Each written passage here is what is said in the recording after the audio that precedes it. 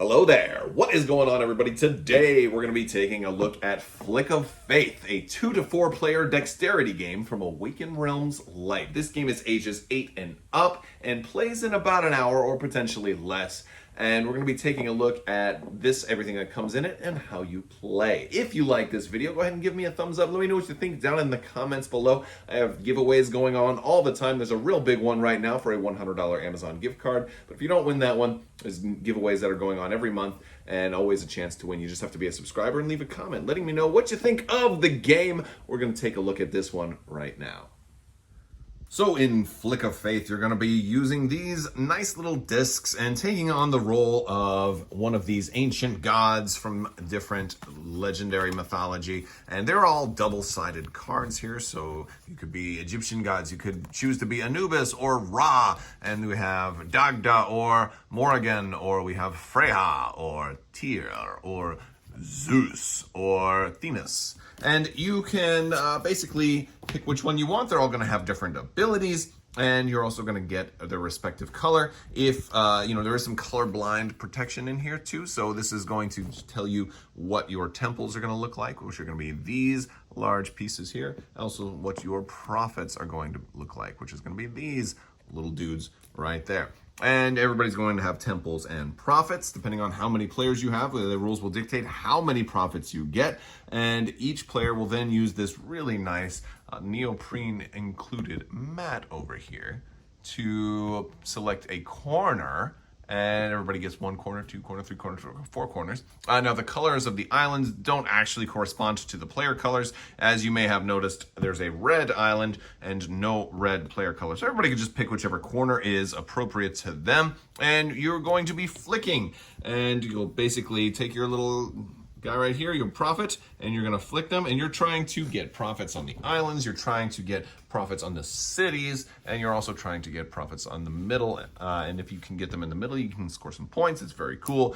We'll take a look at how all of that plays, as well as like the format of a round. We're also going to get a couple of tokens over here. We're also going to get some cards, because in addition to just flicking, there are different laws and rules that are going to come out, and we'll be voting on them. And there will be 2 that come out each turn, and that will be part of the player phase as well. You win the game after the end of 4 rounds, whoever has the most victory points. You're going to track victory points by these coin-type tokens. These are actually victory points. And basically, the story is the gods are having a bet to see if they can gather the most followers and have the most influence on these this archipelago of these 4 islands. And that's how it works. So let's go ahead and set up and show you how it plays. All right, now we are set up for a 4-player game. I will be playing Tyr, and Tyr has a special ability that says you may flick your prophet with your weaker hand. If you do, and that prophet lands on an island, flick that prophet a second time using the same hand. I'm assuming weaker hand means your non-dominant hand, so I don't know what happens for somebody who's ambidextrous who picks this one, or what if you're playing with strangers and you just happen to lie and say, oh, I'm left-handed, let me use my right for a bonus.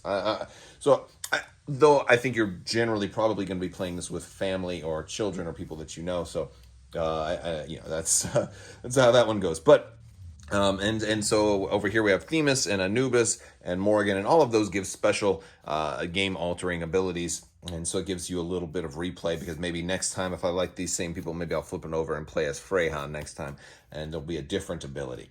So we each have 5 prophets, and before we start flicking, we're going to start off with the council phase, which means we're going to take these cards, and we're going to reveal 2 of them. So 1 on the bottom, 1 on the top. The first one goes on the top, and the second one goes on the bottom. And everybody's going to be able to vote thumbs up or thumbs down. And if there's more thumbs up, then it means the top will go into effect, and we'll discard the bottom one. If there's more thumbs down, then the bottom one goes into effect. And if it's a tie, then we shuffle them and randomize which one comes out. So in this case, we've got blind obedience.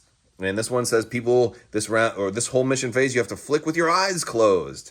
However, total domination is like a law that says it's until the end of the game. And this one says if the active player has prophets on 4 islands, this player wins the game immediately. Now, that one might be a little bit too extreme, because that means if it's my turn and I happen to have I flick that fourth one and boom, he goes there. Well, then I can just instantly win, and that might be kind of a detriment to everybody else. So we'll just say for this, we all agree that this is a little too powerful, so we all vote up. And maybe somebody over in here in the corner is like, oh no, that sounds fun. I really favor my hand. So, and me having to maybe play with my left hand, maybe I don't like that idea. So, so we'll just say blind obedience passes, and this will be in effect for the current mission phase, which is the second part of the game where we actually do the flicking. So that's only going to be basically this round only. They call rounds generations in this game, and this game is going to last 4 generations. I start off with the first player token, and then that will move, so everybody will get a chance to be first player. Now, if you're playing with less than 4 players, there are some slight adjustments to the number of rounds as well as the number of profits you get, but I have it set up for 4 right now. So starting with the first player, they'll take one of their profits and they'll put it in their cloud area. It has to be in their cloud area. So I could go anywhere from potentially over here to over to here, but no farther than that. And then we're going to go ahead and flick. And let's just see how well I do. Oh, that wasn't too bad. That wasn't too bad. So I managed to touch the border for this island. So that means I'm going to be landing on this island. And that's basically it. There are a couple of different outcomes. So you can basically be on an island, which is good because once you get to the third and the worship phase is where you're going to kind of count for dominance and see who has the most on any given island. That could be good for that, but it doesn't do anything right now. Had I landed inside one of these cities, which are these circular regions here, and whether I'm completely inside or just touching the border, I'll still count as inside. Then I would then get to take one of my 4 temples and build it anywhere I want on that island. And I might want to put it maybe right over here to maybe block other people from getting in there, maybe to block people from getting to the middle. Because the third option is maybe I land here in the navel, which is the very, very center. If I land in the navel, I instantly, all players who have anybody that's in the navel, pick them up. They go to the reserve area right here. And we each score a victory point for each one that was on there. So in theory, if I was going second and I were to bump this guy and they both touched there, I could then pick them both up and score 2 victory points. However, it's kind of a double, edged sword, because if I happen to knock somebody else into there, then maybe they'll score a victory point too. But that only happens immediately after you're done moving. So basically you can get a city, or you can score points here, or you can be on an island and just stay there and do nothing. Or I guess there is a fourth option that maybe you're just out in the ocean and then you do nothing. If you go off the map, we pick up your guy and they go, your little prophet, and they go over here. And this is kind of the reserve area. You'll get these back at the end of the generation once all is said and done.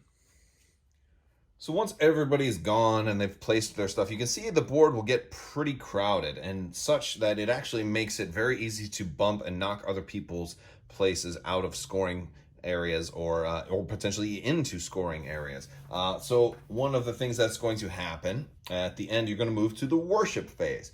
The first thing you're going to check in the worship phase is presence. So every island where you have at least 1 token, so basically a prophet or a temple, is going to score you presence. So since these are my guys, I would get 1 point for here. I don't have anybody here. I don't have anybody here. And I don't have anybody here. So I would only get 1 point for that. Whereas our purple player has somebody here, but nobody else, so they would get 1. The yellow player has somebody here. This one is just barely touching this line. So they'd get 1, 2, and then he has 1 over here. So he would get 3 points.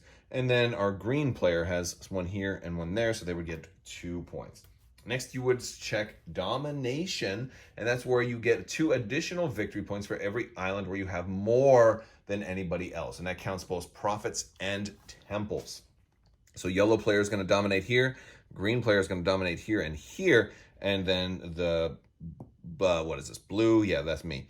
Blue and purple are very similar in this game. That's, so I'm glad that they at least do mark them with like specific, house-specific or culture-specific imagery, so that otherwise blue and purple in the right lighting would look almost identical. At least to me. Maybe your eyes see it slightly differently.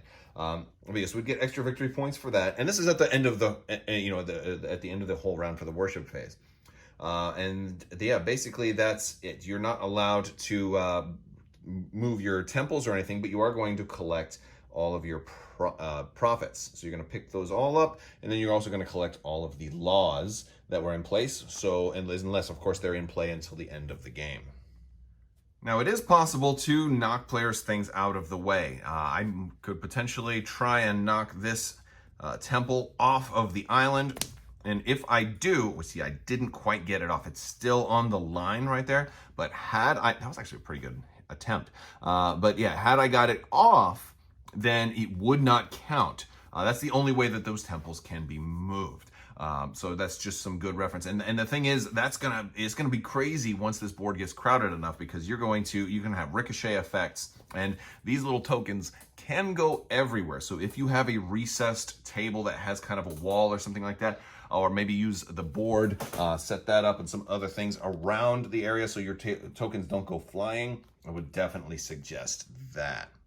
So first player token is then going to pass to the second player, and you're going to start the second generation once we have all of our tokens picked up. There are some larger tokens as well. There are going to be some laws and things that let players upgrade a prophet to a larger one. And these are, you can see, for example, they are significantly bigger, and they have a little bit more knocking power. Obviously, a little more density too, so it's going to enhance that. And then there are some specialty ones. I believe the yellow player, if you're playing with Ra, you get to start off with the Sphinx, which is even bigger. And that one's awfully big, and you get to flick that as one of your prophets. So like Ra would be a really good one for a starting player, for example. You get this really big piece, and it's got some knocking power. Watch it. Boom, look, I just knocked a temple to a whole different island, which in some cases could be actually really disastrous. And that's one of the fun things that you're going to see in this game. Things are going to go all over the place.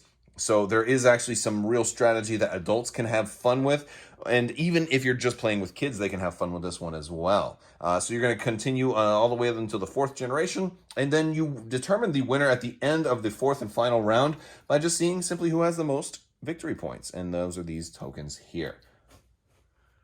So that is Flick of Faith from Awakened Realms Light. I actually really like the game. I am a father of 3, so I think that's definitely one of the things that appeals to me. It's a great game to play with the kids, even my youngest. Now, it does say it's ages 8 and up, but my 3-year-old can totally play it, because with a game like this, you can totally modify the rules a little bit, not include the whole voting on laws thing, and you can just have them click, and whoever has the most of their guys on an island wins. So it's got modifiable rules. Those aren't in the rule book. That's just something I think if you're a parent or if you're playing with young kids, you can kind of say, all right, well, let's just try it the light way. But if you do have some older kids that want to play too, the rules will easily adjust themselves to an adult or a young adult crowd. Now, there's some pros and cons with this game. I've already talked about some of the pros, but as far as the cons, well, you know, with any dexterity game, these little tokens can go flying. So if you're just playing on a normal tabletop, you're probably going to lose some pieces. That is to be expected with any dexterity game. The other thing is this box, while it holds the game very, very nice, and the insert is actually, I'll show you the insert here. The insert's not bad because it's got this great playmat with it, and it holds it just fine. There we go. So you've got this insert right here, and so you roll up the mat, you fit the mat right there, and then you can fit all your wooden tokens in one side and then all of your other stuff in another side. You know, it's a pretty decent box, but it's just so awkwardly shaped that you know, you're not going to be able to fit it, you know, into a lot of standard cubbies, and I just don't have a whole lot of other games that are of this particular size that will really go with it. That's a minor criticism because the shape of a box isn't really that important. But if you are a heavy board gamer with a large collection, that's something I think you should know. Although that does kind of make me wonder if they're going to come out with some kind of companion that, you know, complements this box size, that kind of fills it out to make it into a more of a square, because they've done that before. Awakened Realms with Nemesis, and even games like Lords of Hellas have had different shaped boxes that go together and fit on top of other games perfectly when you combine them. So that's something that, you know, we'll just have to wait and see. As far as the pros for this game, I think it's very cute. I love the playmat. This is a neoprene playmat. It makes for sliding the tokens a lot easier across. I like the artwork on the tokens. I do think that the blue and the purple are awfully similar. And, you know, if you're not playing under bright lights, it can be hard to see them. So if they get flipped over, you only have stickers for the top. So if they, you know, if you aren't paying close attention, you know, then again, there's a reference to make sure that you can see which ones are which. But overall, it's a very cute game. You can play it with younger children, or you can play it with older children, or adults. If you're just feeling like a dexterity game, you can play it. But if you're not really into dexterity games, then this might not be for you. But I like it, and I'm definitely going to be playing it with the kids. And yeah, so if you're a parent out there, or you know somebody who is a gamer that has kids, this would be a fantastic holiday gift, because holidays are coming up. So check out Awakened Realms Light. Check out Flick of Faith. I want to thank you guys so much for watching. If you like this video, go ahead and give it a thumbs up. Let me know what you think down in the comments below. I will be looking to reply to as many as I can. I thank you guys so much, and as always, have a great day.